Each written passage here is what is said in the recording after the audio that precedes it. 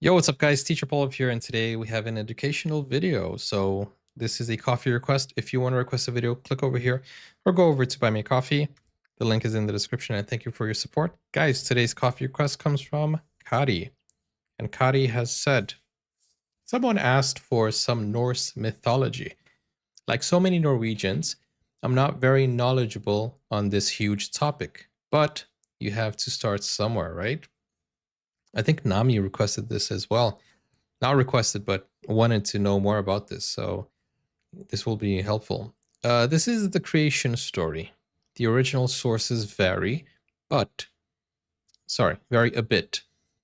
So when you scratch the surface there will always be some inaccuracies. Okay, don't forget to like, don't forget to subscribe. This is from a channel called Mythology and Fiction Explained. Link is in the description if you want to check it out without my reaction, but let's go. Before there was soil, or sky, or any green thing, there was only the gaping abyss of Ginnungagap. Ginnungagap? This darkness lay between the homeland of elemental fire, Muspelheim, and the homeland of elemental ice, Nilfheim. The flames from Muspelheim and the frost from Nilfheim moved ever closer, and they eventually met in the abyss. As the ice began to melt, the droplets themselves formed Ymir, the first of the giant kind. Ymir was capable of reproducing asexually, and as he slept, the sweat from underneath his arms formed two more giants. A third was later born, creating the first family of giants. Wait, hold a second. Ymir, isn't Ymir a name of used in Attack on Titan? Or no? Does Attack on Titan have some of Norse mythology in it? Some inspiration there? Does anybody know? That would be cool. He slept, the sweat from underneath his arms formed two more giants. A third was later born, creating the first family of giants known as the Jotuns. From the ice emerged a cow named Audumbla. Her milk would nourish Ymir and the other giants, and in return the cow would be nourished by the blocks of ice. Audumla's licks uncovered Bori, the first god of the Aesir tribe. Bori would have a son called Bor, who would marry Besla, the daughter of the giant Bolthorn. They later had three half-god, half-giant children. We know them as Odin, Vili, and Ve. Odin and his brothers were concerned with how quickly... So wait, Odin is half? Wait. I thought Thor was half. Thor is the son of Odin, right? The only thing I know about Norse mythology is through Marvel, to be honest with you. Ragnarok. There's a series, Ragnarok, which seems interesting as well. But okay, let's go back. Let me try to understand this a little bit more. Who would marry Besla, the daughter of the giant Bolthorn. They later had three half-god, half-giant children. We know them as Odin, Vili, and Ve. Odin and his brothers were concerned with how quickly the giants could reproduce, as they severely outnumbered the Aesir. The three brothers decided that their only option was to slay Ymir, and they waited till the giants slept before they began their assault. With all their strength, the brothers were able to overpower and slay Ymir. The blood which spouted from Ymir's body formed rivers, and these rivers drowned all but two giants. The surviving giants, Bergelmir and his wife, fled to the misty lands we now know as Jotunheim. The world as we know it in Norse mythology was created from the remains of Ymir's body. Odin and his brothers dragged Ymir's body into the abyss, and the 9 worlds were created. His blood formed rivers, his flesh and muscles became land, vegetation was formed from his hair, clouds from his brains, mountains from his bones, and his skull formed the sky. Ymir's skull would cover the entire new world, and the gods placed sparks from Muspelheim inside of the skull, and these would illuminate the world as stars. They Wow, built okay. Asgard on the plains of Idavol, and this became the home of the gods, far away from Jotunheim, where the giants were allowed to live. The gods eventually formed the first man and woman from the trunks of 2 ash trees. These humans were to live in Midgard, and a fence was built around them to Midgard. protect them from the giants of Jotunheim. Yo. So when you said Tolkien got his inspiration from Old Norse, so I see it. Midgard is definitely a Lord of the Rings name also.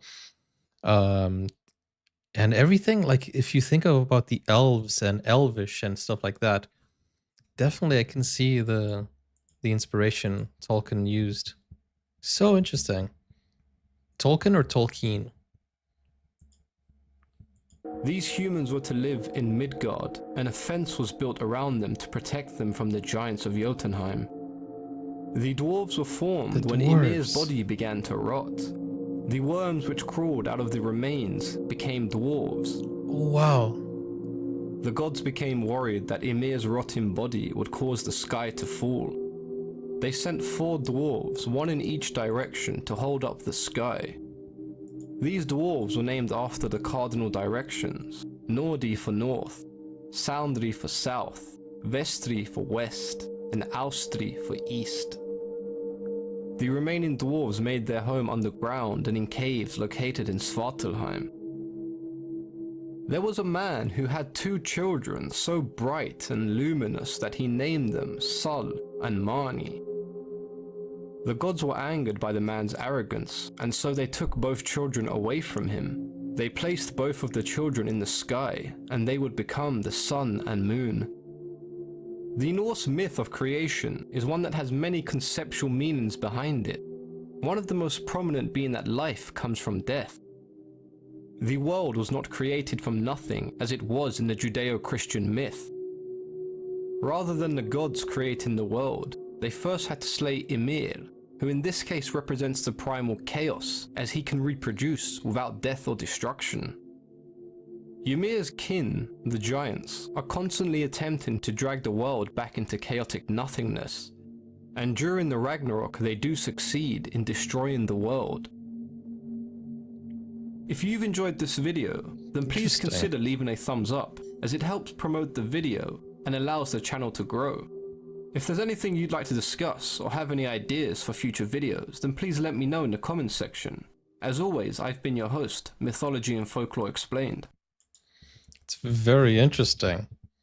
He did get something wrong about the... I don't think Judaism says the world was created out of nothing.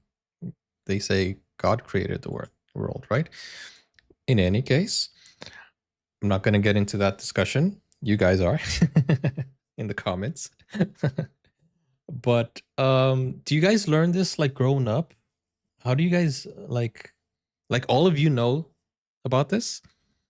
Because I saw many of you in the chat like chiming in and saying, okay, this and saying the name Sol Ogmona, the sun and the moon. This is very interesting. It's very interesting. Like, where do you guys learn? Is it not in school, right? But it's through comic books,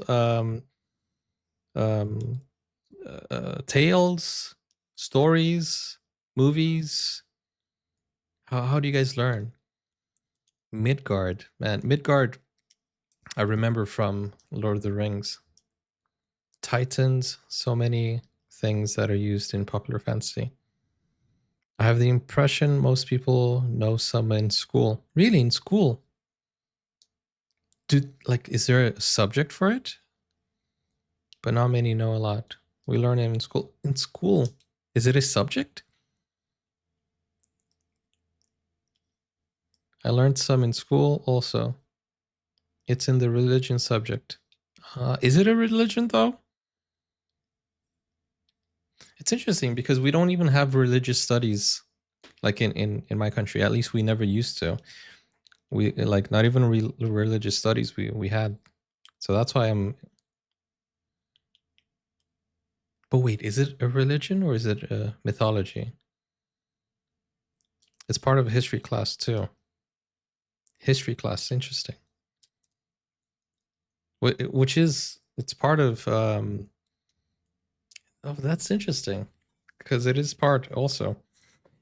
Guys, I don't know much about mythology. Like, literally, this is the first time I'm actually watching an educational video on mythology. It's not something that we grow up on. And religion, we learn like in a church rather than in school and with our parents. But I don't know, mythology was like a religion. History, Norwegian, and religion mix it. But do people believe that this is actually part of history? Because I know with India, a lot of things that people call mythology, people say it's not mythology, it's history. It actually happened, and they would fight on you on the topic as well. So I'm trying to understand how it, what is the consensus? If you guys believe it's actually history, it actually happened, like you live by it, or is it something you say, ah, it's just mythology? What is the general consensus here? There are people who say and believe in it. Okay, but are they considered like flat earthers, like conspiracy theorists or stuff like that? Or are they considered as religious? Or are they considered as like what is the norm? And I'm just asking, I don't want to offend anyone here. I'm just really interested, like, how does it work?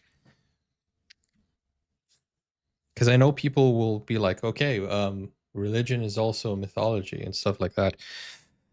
I know some people will have that argument as well. I regard them religious, just like a Christian personally. Okay, it's interesting.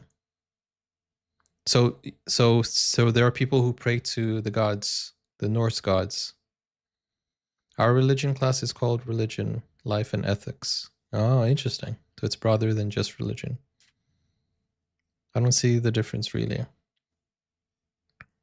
Well, there was a stand-up comedian who made a joke about Christians and religion.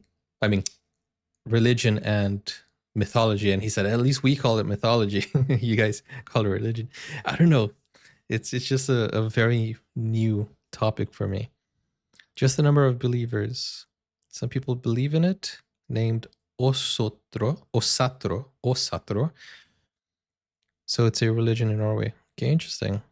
Modern heathenry is more similar to humanism, though. Heathenry. What is heathenry? Those who believe in Heather? Anyways, I feel like this is something that I need to do offline, reading the comments and trying to understand. I've asked all the questions that I had, and I'll be in the comments reading your thoughts and comments. And if it is a general consensus, how many people in Norway live by it? And hi, and welcome to all the Osatro, I guess.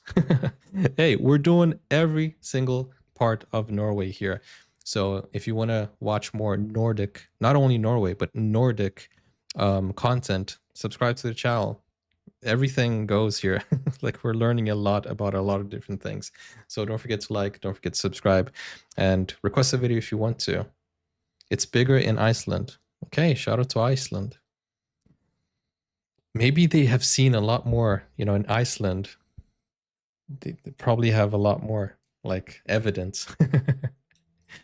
Okay, guys, thank you for watching. Click over here to request a video just like Kadi did. Click over here to see my educational playlist, and let's react to more stuff. Take care now. Bye-bye.